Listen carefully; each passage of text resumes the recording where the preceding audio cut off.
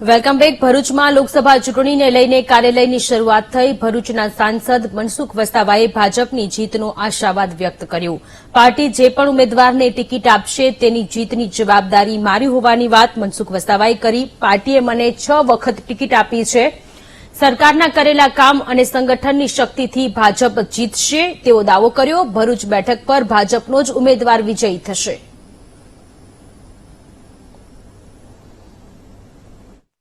સરકારના કરેલા કામોના આધારે એટલે સંગઠનની તાકાતના આધારે અમે આ લોકસભા જીતવા નથી. ઉમેદવાર કોઈ બી હશે પણ ભારતીય તમને શું લાગે છે ભારતીય જનતા પાર્ટી તમને ટિકિટ આપશે? એ તો પાર્ટીનું 6 ટર્મ પાર્ટી મને ટિકિટ આપી છે.